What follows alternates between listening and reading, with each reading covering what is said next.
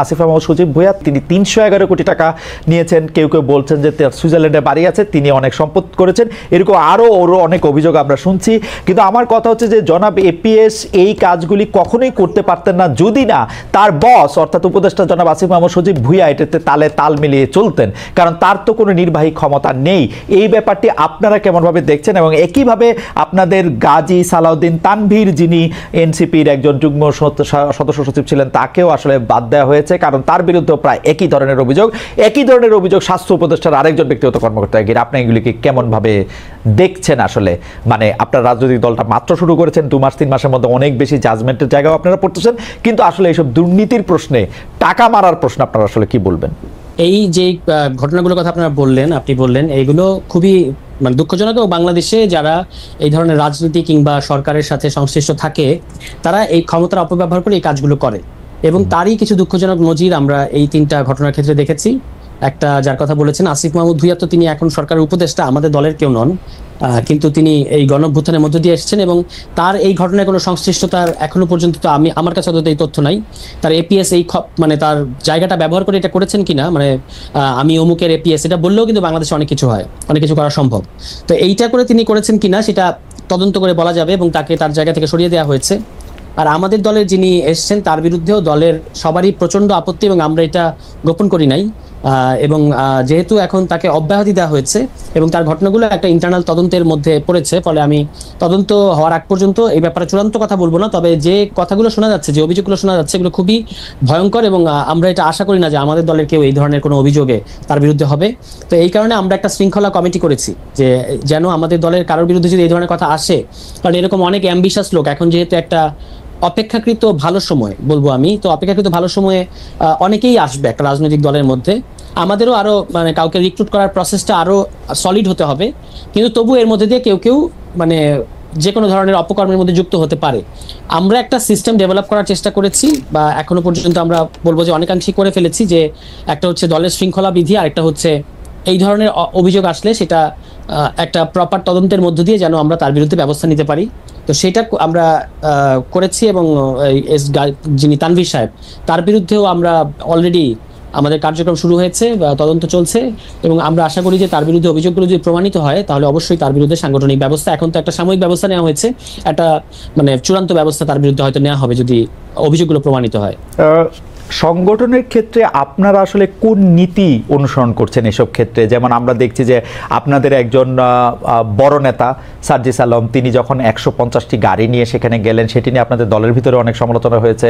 আমরা যখন দেখলাম যে আপনাদের একজন দলের বড় নেতা, উনি একটি বিরাট অফিসে বসে বিরাট করে একটু সিগনেচার দিয়ে একটু ছবি তুলছেন, সেটাও আপনাদের দলের মধ্যে অনেক সমালোচনা হয়েছে।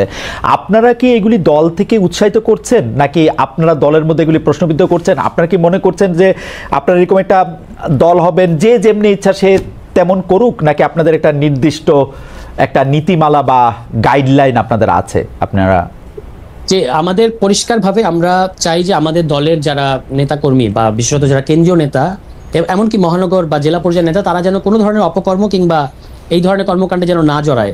তো সেই ক্ষেত্রে আমরা একটা প্রপার গাইডলাইন করেছি, এবং সেটা ইতিমধ্যেই আমাদের সংগঠনের নীতি নির্ধারণী ফোরামে প্রস্তাব করা হয়েছে।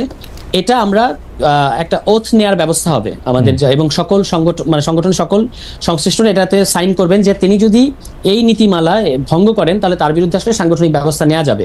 তো এখন যে এই ইন্টারিম পর্যায়ে এগুলো ঘটছে তার কারণ হলো যে চারপাশে এত টোপ এবং এত ধরনের এখন প্রলোভন, যেহেতু একটা নতুন সময় এবং এত ধরনের প্রলোভন, অনেকেই প্রলোভনে হয়তো জড়িয়ে যাচ্ছে কোনো একটা টোপের ফাঁদে পড়ে।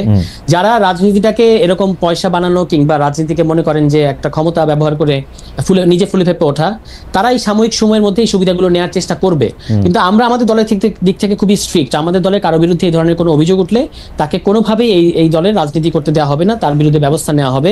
অন্য যেটা বলেছেন যে শোডাউনের প্রশ্নে, এটা আমরা অনেকবার বলেছি যে আমাদের ক্ষেত্রে দুটো ডিলেমা তৈরি হয়েছে। একটা হচ্ছে আমরা বলছি একটা নতুন রাজনৈতিক বন্দোবস্তের কথা, আবার আমরা যখন স্থানীয় পর্যায়ে যাচ্ছি তখন ইতিমধ্যেই অন্তত দুটো শক্তিশালী দলকে আমাদের মোকাবেলা করতে হচ্ছে, একদিকে বিএনপি, একদিকে জামায়াত ইসলাম।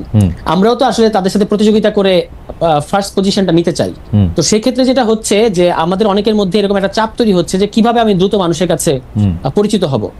কিভাবে বা আমাকে যে একটা গ্রহণযোগ্য জনপ্রতিনিধি হিসেবে মানুষ মনে করবে, সেটার জন্য আমাকে কি কি করতে হবে। তখন কারো কারো মনে হচ্ছে যে আমাকে হয়তো এমন একটা কিছু করতে হবে যে যার মধ্যে দিয়ে আমি দ্রুত অ্যাটেনশন পাবো।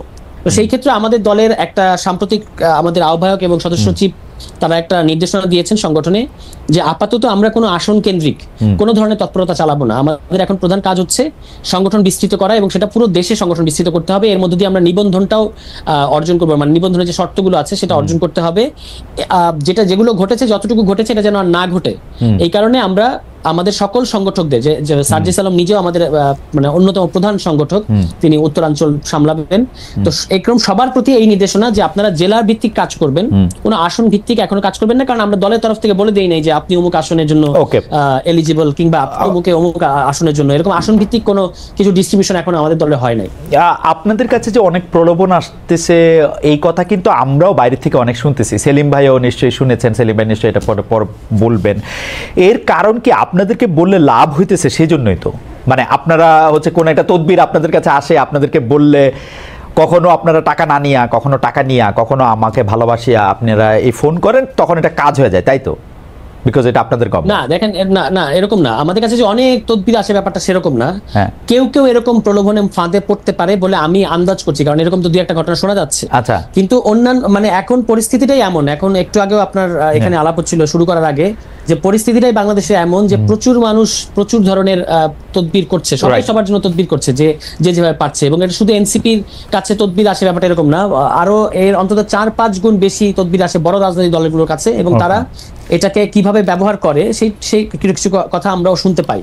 আমাদের দিক থেকে দেখেন, আমার কাছে অনেক সময় অনেকে বিপদে পড়ে আসছে, যেমন আজকে কালিয়াকৈরের একটা ঘটনা, আমি একটা খুবই দরিদ্র পরিবার, তার একটা মেয়ের সাথে খুবই বাজে একটা ঘটনা ঘটেছে, তিনি আমার কাছে চাচ্ছেন যে তিনি কিভাবে আইন আদালত করবেন তিনি জানেন না, তো আমার কাছে তিনি একটা সহযোগিতা চেয়েছেন। তো সেক্ষেত্রে আমি আমাদের কালিয়াকৈরে যিনি আছেন দায়িত্বশীল, তার সাথে আমি যোগাযোগ করিয়ে দিয়েছি। এটাকে অবশ্য তদবির বলা যাবে না, হয়তো এটা একটা তিনি বিপদে পড়ে এসেছেন, এরকম কিছু বিপদে পড়েও কিন্তু আমাদের কাছে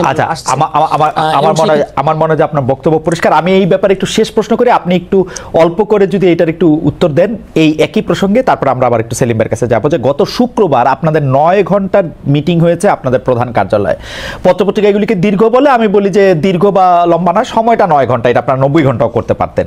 সেই সূত্র ধরে প্রথম আলো একটা প্রতিবেদন করে, যেখানে প্রথমে বলা হয়েছিল মিটিংয়ে জনাব সার্জিস এবং জনাব হাসনাত আব্দুল্লাহর বিলাসী জীবন নিয়ে প্রশ্ন করা হয়েছে। সম্প্রতি তারা দুজনে কেন দুদকে গিয়েছিল সেই নিয়ে নাকি প্রশ্ন করা হয়েছে। প্রতিবেদক হাসনাত আব্দুল্লাহর সাথে যোগাযোগের চেষ্টা করেও পাননি। প্রতিবেদন প্রকাশের পর জনাব হাসনাত আব্দুল্লাহ সব অভিযোগ অস্বীকার করে প্রথম আলোকে এক ধরনের হুঁশিয়ারি দেন, আলটিমেটাম দেন, তারপরে পত্রিকাটি তার সংবাদ বদলে ফেলে। আপনি কি আমাদের একটু বলবেন, প্রথম কথা হলো যে পত্রিকার জায়গা থেকে আগে যে মিটিংয়ে আসলে এই ধরনের কথা বলা হয়েছিল কিনা, এই ধরনের প্রশ্ন তোলা হয়েছিল কিনা, কারো বিরুদ্ধে এরকম কথা বলা হয়েছিল কিনা 9 ঘন্টা লম্বা মিটিংয়ে, আপনাদের মধ্যে নিজস্ব ক্ষোভ নাকি বাইরের কিও দেখা গেছে, আপনি যদি একটু ছোট করে বলেন তো। মানে 9 ঘন্টা মিটিং, মানে লম্বা মিটিং হয়েছে এটা সত্য, এবং সেখানে আমাদের এটা ঈদের পরে প্রথম জেনারেল মিটিং, অনেকগুলো বিষয়ে কথাবার্তা হয়েছে। তার মধ্যে আমাদের প্রধানত কথা হয়েছে আমাদের কিভাবে সংগঠন বিস্তৃত করব, কিভাবে জেলা কমিটিগুলো হবে, কিভাবে আমরা নিবন্ধনের শর্ত অর্জন করব, এগুলো নিয়ে আলোচনা হয়েছে। তার মধ্যে এই যে কথাগুলো সোশ্যাল মিডিয়ায় নানা ধরনের যে অভিযোগগুলো এসেছে কারোর ব্যাপারে, সেগুলো নিয়ে কথা হয়েছে। কিন্তু এখানে যেটা প্রথম আলোর নিউজে যেটা আমাদেরকে অবাক করেছে, যে এখানে কিন্তু হাসনাতের বিরুদ্ধে কোনো কথা আসে নাই, যে হাসনাতের বিলাসী জীবন বা এই ধরনের কোনো কিছু। তারা বলেছেন যে 5 জন, আমাদের কোনো 5 জন নেতার সাথে নাকি তারা কথা বলেছেন, কিন্তু এটা কমপ্লিটলি আমাদের কাছে খুবই অবাক লেগেছে যে এরকম কোনো হাসনাত নিয়ে কোনো আলোচনাই হয় নাই। সার্জিসের শোডাউন নিয়ে যে সমালোচনা কিছু হয়েছে সোশ্যাল মিডিয়ায়, মানুষ যেটা পছন্দ করে নাই, এই কথাটা প্রসঙ্গটা তোলা হয়েছে, বিলাসী জীবন নিয়ে কোনো আলোচনা হয় নাই। আর যিনি আরেকজন আছেন তানভীর সাহেব, তার যে এই যে অভিযোগগুলোর কথা বললেন, তার অভিযোগের ব্যাপারে তার কাছে আমরা ব্যাখ্যা চেয়েছি ওই মিটিং এর মধ্যে, এবং সেটা নিয়ে কথাবার্তা হয়েছে। কিন্তু নিউজটা খুব আমার কাছে, মানে অন্তত প্রথম আলোর কাছ থেকে এই নিউজটা আসবে এরকম আমি ভাবি নাই। তার কারণ হলো, একটা সংগঠনের জেনারেল মিটিং যখন হয়, ওই সংগঠন কিছু জিনিস নিজেদের মধ্যে রাখতে চায়, আর কিছু জিনিস পাবলিক করে। তো ধরুন আমরা যেটা প্রেস রিলিজ দিয়ে জানাবো সেটা হচ্ছে আমরা এই কথাগুলো জানাতে চাই, আর কিছু জিনিস আছে আমরা ইন্টারনালি ডিল করতে চাই। হ্যাঁ, এবং আমি যখন এই যে কথা বলছি, কিন্তু তুষার, সংবাদপত্রের রিপোর্টারদের দায়িত্বই তো যেটা আপনারা জানাতে চান না সেটা জানানো। যদি আপনি প্রেস রিলিজে যেটা জানাবেন, তার জন্য তো সাংবাদিক দরকার নাই, আমার মতো দুই একটা পিআর-এর লোক হলেই হবে, পাবলিক রিলেশনসের লোক হলেই হবে। That's fine. কিন্তু আপনি যখন মানে আমার কোনো নেতার কাছ থেকে কোনো ইনফরমেশন পেয়ে সেটাকে আবার একটু বিকৃতভাবে উপস্থাপন করছেন, তখন তো একটা সমস্যা তৈরি হয়। বিকৃতভাবে উপস্থাপন করেছেন কিনা সেটা তো হচ্ছে অবশ্যই প্রশ্ন। অবশ্যই। আরেকটা জিনিস আমি বলি খালেদ ভাই, এরকম আরো একটা প্রধান সারির দৈনিক তারা একবার নিউজ করলো যখন আমাদের জাতীয় নাগরিক কমিটিতে যখন জুনায়েদ ছিলেন, তাকে নিয়ে নাকি মিটিং এ আপনার তার প্রশ্নে নাকি সংগঠনের দ্বিধা বিভক্তি তৈরি হয়েছে, যেটা একেবারে কমপ্লিটলি ফেব্রিকেটেড ছিল। কারণ ওই মিটিং এ আমি দায়িত্ব নিয়ে বলতে পারি জুনায়েদ কোনো এজেন্ডাই ছিল না, কিন্তু তারপরেও এভাবেই নিউজটা করা হয়েছে। তখন আমরা যখন রিজয়েন্ডার দিলাম যে জুনায়েদ তো আমাদের মিটিং এ কোনো আলাদা করে কোনো এজেন্ডাই ছিল না, তখন কিন্তু ওই পত্রিকা স্বীকার করতে বাধ্য হলো যে হ্যাঁ আসলে আমরা পরে খবর পেয়েছি আমাদের সোর্সের কাছ থেকে যে জুনায়েদ কোনো এজেন্ডা ছিল না। তবু তারা ওই যে নিউজ করার যে প্রক্রিয়া সেটা থেকে কিন্তু তারা সরে আসে নাই। তো আমি এটা কথা বলছি যে ধরেন আমাদের সংগঠনের কারো কাছ থেকে আপনি গোপনে একটা কিছু জানলেন, সেটাতে নিউজ করে দিলেন, এটা আসলে কতটুকু আমি জানি না যে সাংবাদিকতার গোপনে জানলে গোপনে না, আপনি আর ভালো বলতে পারবেন। আমি আপনাকে আমার কথা যদি আপনার আমার মানে আমি 1993 সাল থেকে সাংবাদিক করাই। আমার আন্ডারস্ট্যান্ডিং অফ সাংবাদিকতা হচ্ছে যে যদি একমাত্র আমার দায় হচ্ছে পাবলিক ইন্টারেস্টের কাছে, আপনার কাছে থেকে যদি কোনো তথ্য আমি অফ দ্য রেকর্ড জানি, অবশ্যই এটা আমি জানাবো না, কিন্তু কোনো তথ্য যদি আমাকে ভিতরের কোনো সোর্স জানায় এবং এটা যদি আমি ভেরিফাই করে আমি এটা জানতে পারি যে এটা সত্য, এটা আপনার পছন্দ হোক না হোক এটা আমার জানাইতেই হবে। এটা আমার সাংবাদিক হিসাবে এটা আমার দায়িত্ব, আমার কিছু করার নাই। মানে এতে আপনি আমাকে কম ভালোবাসবেন, এখন আমি আর কি করবো, একটু রিস্ক আমার নিতে হবে। বাট আপনি খুব পরিষ্কার, ঠিক আছে সেটা না খালিদ ভাই, মানে একটা হচ্ছে যে তথ্যটা তো সত্য হতে হবে। এখন তুষার, আপনি একজন রাজনীতিবিদ, আপনার ফ্যাক্ট আর আরেকজনের ফ্যাক্টের মধ্যে একটু রসমন ইফেক্ট থাকার কথা, যে আপনি যেটাকে ফ্যাক্ট মনে করতেছেন আরেকজন থেকে সেটাকে ফ্যাক্ট নাও মনে করতে পারে। কিন্তু কোনো কিছু যদি হাসনাতকে নিয়ে, হাসনাতের বিলাসী জীবন নিয়ে কোনো কথা হয় নাই, এটা তো সেইটা তো আমরা দেখতেই পাচ্ছি। প্রথম আলো তো কোনো ধরনের কোনো ডিসক্লেইমার না দিয়েই সব ইয়াটা বদলে দিয়েছিল, তারও 3 ঘন্টা পরে তারা মানে অন্য আরেকটা ছোট্ট করে একটা সংশোধনী দিয়েছে। এটা অবশ্যই এটা ঠিক যে প্রথম আলো নৈতিকভাবে এখানে স্ট্যান্ড নিতে পারে নাই, তার কোনো ক্লিয়ার অবস্থান নাই। সে যদি আপনাদের রাজনৈতিক দলের কাছ থেকে নথি স্বীকার করে থাকে সেটাও তার দুর্বলতা, আর যদি সে সত্য অসত্য করে সেটাও তার দুর্বলতা, তার পুরো প্রক্রিয়া দুর্বল। কিন্তু হাসনাতকে নিয়ে কোনো হাসনাতের বিলাসী জীবন বা এই ধরনের কোনো প্রসঙ্গই ওঠে নাই। তাহলে এইটা যখন আপনি ডিফেন্ড করতে পারলেন না, আমি যখন খালেদ ভাই যখন আপনি প্রশ্ন করলেন, আমি যখন বললাম যে না এটা আমাদের মিটিং এর কথাই ছিল না, তখন আপনি যদি এটা ডিফেন্ড করতে না পারেন তখন কিন্তু আপনার জায়গাটা প্রশ্নবিদ্ধ হয়। আমি এটা বলার চেষ্টা করছি। আমি অ্যাবসলিউটলি, কিন্তু দ্য ওয়ে সংবাদ মাধ্যমকে ডিল করা হচ্ছে সেটা নিশ্চয়ই আপনারা আরেকটু ভাববেন, এবং আপনাদের দলের মধ্যে থেকে যা কিছু আছে বা যেসব কথাগুলি বাইরেও বলা হইতেছে সেসব কথাগুলির এক ধরনের ব্যাখ্যা একটা জায়গা থেকে আমরা দাবি করি। আমি শুধু প্রশ্নটা করে রাখি, জনাব হাসনাত আব্দুল্লাহ আরেকটা স্ট্যাটাসে বলেছিলেন রয়ের সাথে আলোচনা করে এসে আমাদের ব্যাপারে কোনো প্রশ্ন বা ইলেকশনের ব্যাপারে কোনো প্রশ্ন করা ঠিক হবে না, এরকম একটা লাইন তিনি বলেছিলেন।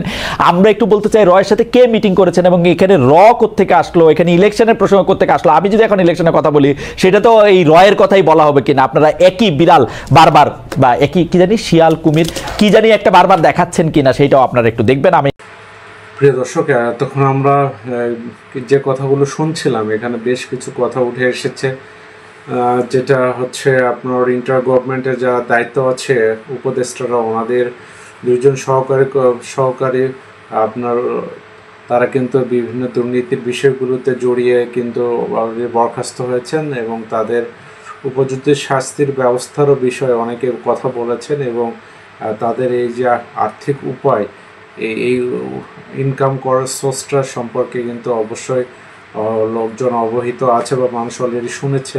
তো এই জায়গাগুলো যদি আইনগতভাবে প্রমাণ পাওয়া যায় তাহলে অবশ্যই দৃষ্টান্তমূলক শাস্তির ব্যবস্থা করা, বিশেষ করে এই জাতীয় ঘটনার ক্ষেত্রে। এবং নতুন দল যেটা তৈরি হয়েছে ওনাদের কাছে যে আশা, এবং যে কোনো দলের কাছে আশা যে মানুষ যেন তার সঠিক এবং ন্যায্য মানুষ হিসেবে তাদেরকে দেখতে পায়, এবং ভবিষ্যতে রাজনীতির যারা কারিগর হবে বা ভবিষ্যতে রাজনীতিতে যারা নেতৃত্ব দেবে তাদের যদি এইরকম অবস্থা হয় তাহলে কিন্তু অনেক দুঃখজনক, এবং মানুষের আস্থা তাদের প্রতি কিন্তু হারাবে, এবং মানুষ তাদেরকে তাদের সম্পর্কে অবস্থান যদি সঠিক না হয় তাহলে কিন্তু মানুষ তাদেরকে চুজ করা থেকে বিরত থাকবে। অবশ্যই তাদের উচিত হবে জুলাই আগস্টের অভ্যন্তরে যারা নেতৃত্ব দিয়েছেন তাদের উচিত হবে তাদের এই স্পিরিটকে ধরে রেখে তাদের কিন্তু সমাজে এবং আইনগতভাবে এবং সকল